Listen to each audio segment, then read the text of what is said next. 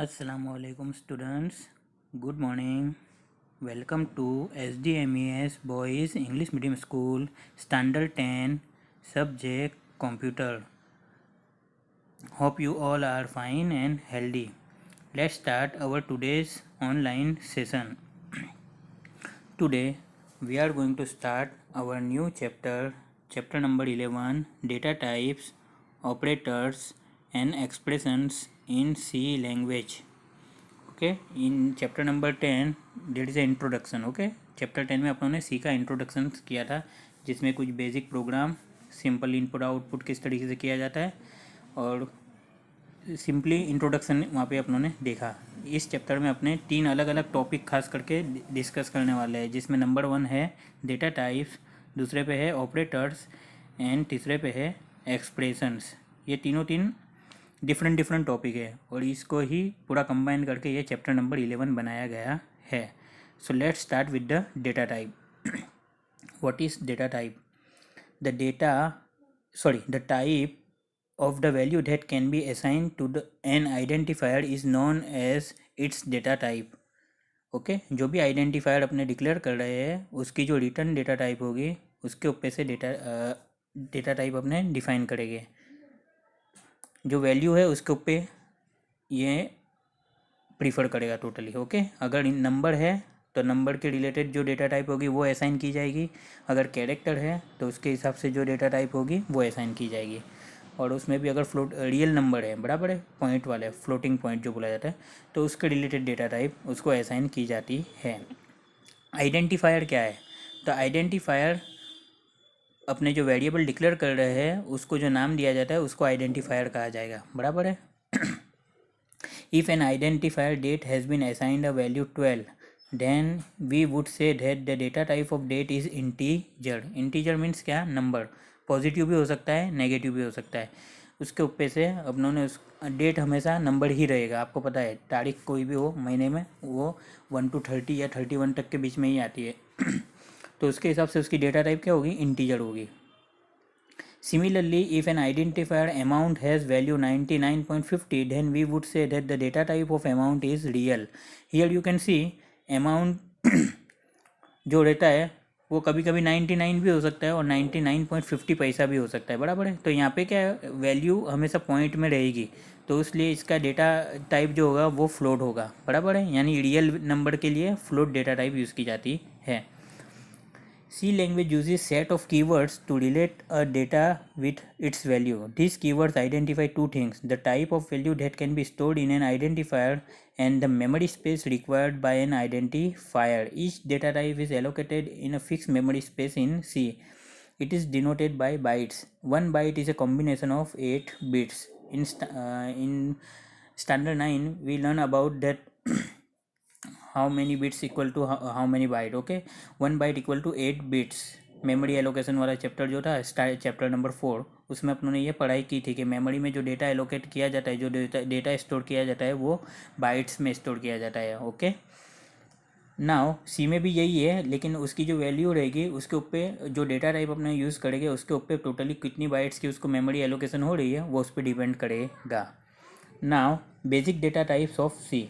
C language supports basic data types called integer, decimal and character. These data types are represented using keyword integer, float and character respectively. Number के लिए integer रहेगा, real number के लिए float रहेगा और character के लिए character CHAR data types रहेगी. ये 3 डेटा टाइप मेन, ये 3 कैटेगराइज की गई है. बराबर है. और भी बहुत सारी डेटा टाइप्स तो है, लेकिन ये 3 मेन कैटेगराइज की गई है. We also have one more primitive data type known as void. Void is also one primitive data type. Okay, we will learn about this data type also in next session. Okay, an identifier is associated with its data type by using the syntax data type identifier 1, identifier 2, identifier 3.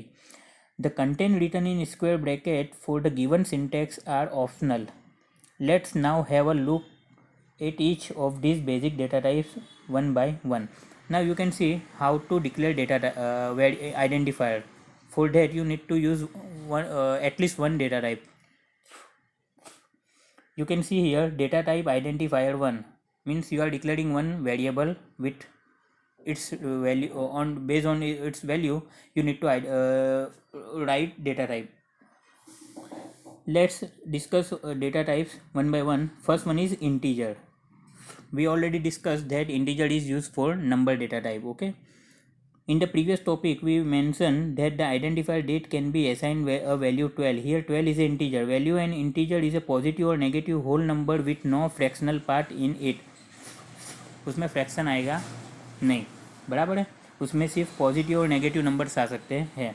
Some example of integer numbers are -99, 12, -10, 900, 30,000 etc.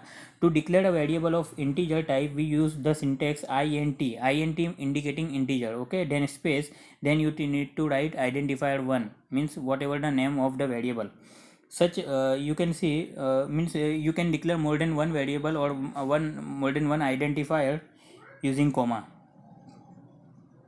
Such a statement in C is called declaration statement. Some example of declaration statements are integer roll number, integer date, month, year.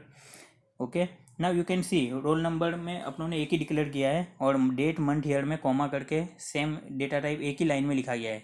We can use this type of syntax. Okay, the first statement declared an identifier with a name, roll number, capable of storing an integer value. The second statement declares three identifiers, date, month and year, each capable of storing integer values.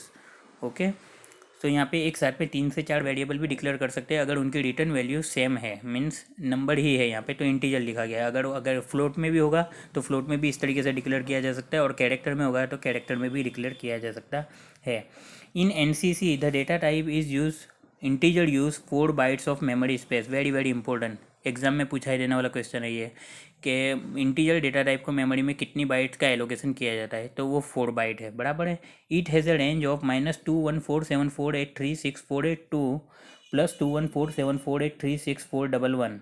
Okay, ये इसकी range है, यानी इसके बाहर का data वहाँ पे save किया जा सकता नहीं है. All the variables defined till now are sign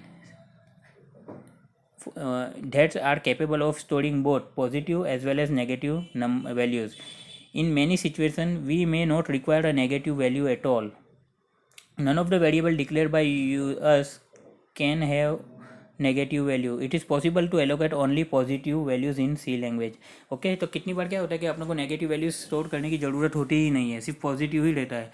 तो उसके लिए अपने अलग डेटा टाइप भी है, वो भी यूज़ कर सकते हैं, बराबर है, जैसे कि अनसाइन करके. For this purpose we use a keyword unsigned. Okay, अब यहाँ पे इसके एग्जांपल भी दिया गया है, आप देख सकते हो. अनसाइन integer roll number. Roll number हमेशा प्लस में ही रहते हैं, 1 से लेके जितनी स्ट्रेंथ रहती है 70, 80, 50, तो अब उसके लिए अनसाइन यूज़ कर लेना है, बराबर है. तो आप अनसाइन इंटीजर यूज़ करके उसको डिक्लेयर कर सकते हो. इसी तरीके से डेट, मंथ, ईयर, वो भी हमेशा पॉजिटिव ही रहने वाले हैं, तो उसकी भी डेटा टाइप अनसाइन रहेगी. This statement indicating that roll number, date, month and year are identifiers of type integer and are capable to storing only positive values. यानी वहाँ पे सिर्फ पॉजिटिव वैल्यू ही स्टोर कर सकते हैं. यहाँ पे एक टेबल है, आप देख सकते हो, table number 11.1 integer data types. वहाँ पे दोनों में डिफरेंस क्या है वो बताया गया है, इंटीजर एंड अनसाइन इंटीजर. उसकी रेंज अपनों ने ऊपर जो देखी वही है, दोनों में 4 बाइट का ही डेटा मेमोरी में एलोकेशन किया जा सकता है, और यहाँ पे एग्जाम्पल दिए गए हैं, बराबर है.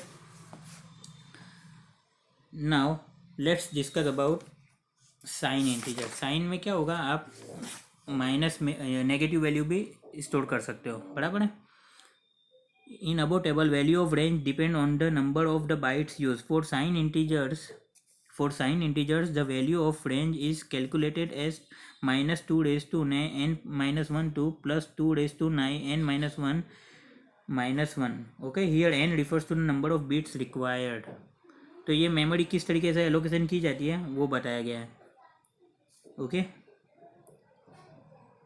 It is possible to increase the range of integer numbers by using the prefix long. Okay, अगर आपकी अपनी जो ये रेंज है -2147483648 +2147483647, इससे भी ज़्यादा डेटा है, इससे भी कोई बड़ा डेटा है, तो ये इंटीजर में तो आएगा नहीं. तो उसके लिए एक और डेटा टाइप यहाँ पे दिया गया है, लॉन्ग इंटीजर. LONG लगाना है इंटीजर के सामने.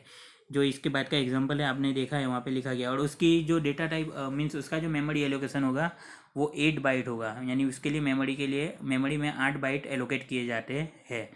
यहाँ पे लिखा हुआ ही है, adding long as a prefix to integer allocates 8 byte of memory to the variable. We can define such a variable using the syntax shown below.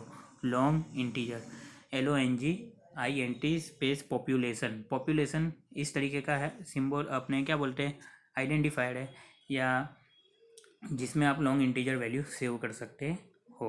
Okay, so today यूँ तो देखने जाए तो अपनों ने इंटीजर की सारी डेटा टाइप, जितने भी अलग अलग टाइप्स थे वो भी कवर कर ही लिए। यहाँ पे एक एग्जांपल भी दिया गया है जिसमें 3 वेरिएबल डिक्लेयर किए, आप देख सकते हो, integer mark, unsigned integer date and long integer population. Okay, और इसका फिर यहाँ पे नीचे आउटपुट भी दिया गया है, mark is equal to -10, date is equal to 30 and population is equal to 4294967290। Okay, so in next today we are going to stop here. In next session we will continue with real data type. Okay, तब तक के लिए be stay safe at home. Okay, Allah Hafiz, take care.